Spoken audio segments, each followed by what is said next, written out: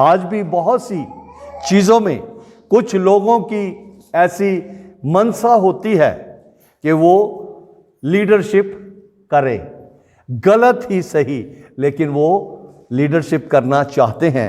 यहां पे लिखा है कि उस समय क्या हुआ कि वो जब उनका मुंह बंद हो गया और वो इकट्ठे हुए, इकट्ठे होकर ही सहमति बनती है सही काम पे भी और गलत काम पे भी।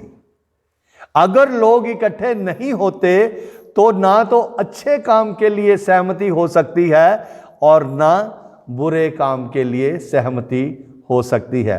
लोग इकट्ठे हो गए। अब लोग इकट्ठा हुए, जैसे मैं बहुत बार इस बात को कहता हूं कि जहां पे ज्यादा बातें होती हैं वहां पे पाप भी होता है। अब ये लोग इकट्ठे हो गए क्योंकि इनको यीशु के प्रति कुछ भी कहने का अब बात ना रही, तो अब ये उनमें से एक उठा, उनमें से एक व्यवस्थापक परमेश्वर के वचन को बहुत से लोग जानते हैं। ध्यान दें, बहुत से लोग परमेश्वर के वचन को जानते हैं, लेकिन वो परमेश्वर के वचन को मानते नहीं। शैतान परमेश्वर के वचन को बहुत अच्छे से जानता है, बहुत ही अच्छे से जानता है। जितना हम लोग भी परमेश्वर के वचन को नहीं जानते, उससे भी ज्यादा वो परमेश्वर के वचन को जानता है। इसलिए सही बात को उलझाने की कोशिश हमेशा उसकी रहती है। जो दुष्ट है उसका कार्य क्या है? सच्चाई को मरोड़ना। उदाहरण के तौर पर आज तो वो शायद दिए नहीं हैं या गांव में अभी भी होंगे, एक दो डोरियां लेके उनको थोड़ा सा मरोड़कर एक बत्ती सी बनाई जाती थी। बत्ती सी बना के वो तेल की कुप्पी में डाल देते थे और वो बत्ती जो बनाई है वो अंदर से तेल खींच के वो रोशनी देता है। शैतान भी और शैतान के पीछे चलने वाले लोग भी ऐसा ही करते हैं, सच्चाई को मरोड़ते हैं, सच्चाई को मरोड़ते हैं और मरोड़ के प्रकट करते हैं ताकि लोगों को उलझाया जा सके। यहां पे वो लोग जो हैं, क्योंकि प्रभु यीशु मसीह एक इंसान के रूप में इस संसार में आया, इसलिए वो लोग यीशु को भी उलझाने के विचार से एक को लीडर बनाते हैं और वो लीडर खड़ा होता है, व्यवस्थापक वो है जो कि शरअ को जानता।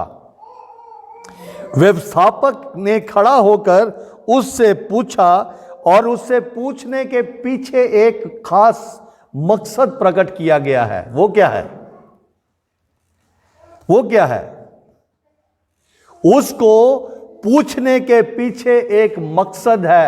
वो क्या है? वो मकसद ये है कि उसको परखने के लिए, है ना, ऐसे ही लिखा, उसको परखने के लिए ये पूछा, सच्चाई जानने के लिए नहीं, उसको परखने के लिए ये पूछा। क्या पूछ रहे हैं? वो ये पूछ रहा है, हे गुरु, व्यवस्था में कौन सी आज्ञा बड़ी है?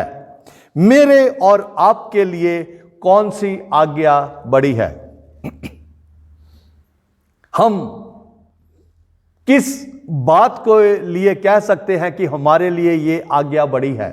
जो हम यीशु मसीह के पीछे चलने वाले लोग हैं, हमारे लिए कौन सी आज्ञा बड़ी है? Very good. और कोई? हाँ? Very good. और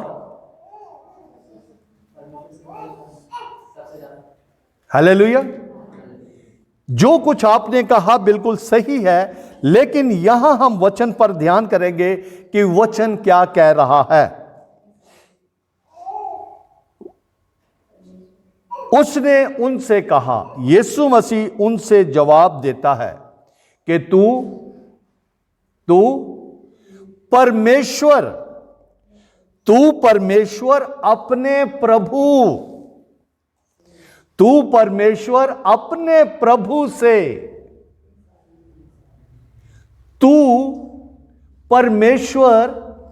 अपने प्रभु से अजीजों, चाहे हम सारी उम्र परमेश्वर की बातें सुनते रहें, अगर हमने परमेश्वर के साथ अपना नजदीकी रिश्ता नहीं जोड़ा तो हमारी जिंदगी किसी भी रीति से प्रभावशाली नहीं हो सकती। मरियम को स्वर्गदूत ने यही कहा था कि वह अपने लोगों को, इस साल हम परमेश्वर के अपने लोग बने, इसलिए हमें यह साल दिया गया है। यीशु के अपने लोग बनने हैं। जब हम यीशु के अपने लोग बन जाएंगे, फिर हम क्या करेंगे?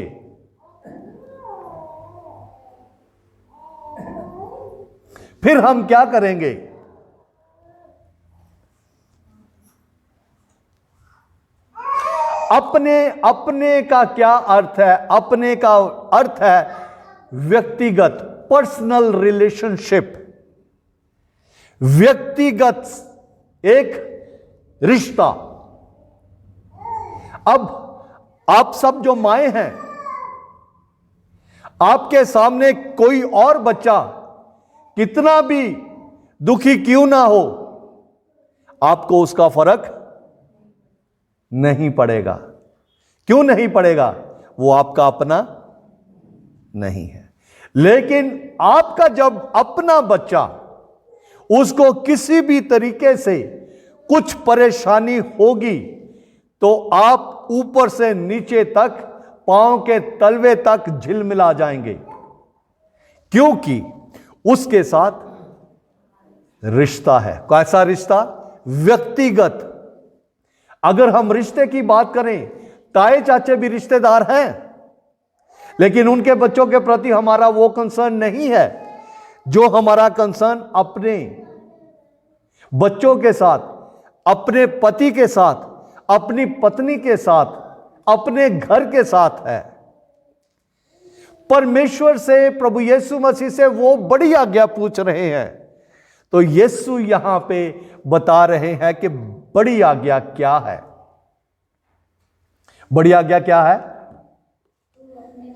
कि तू अपने परमेश्वर प्रभु से। हालेलुया। अजीजों, इस साल हम यीशु को परमेश्वर ना माने, यीशु को परमेश्वर करके ही ना माने, यीशु को हम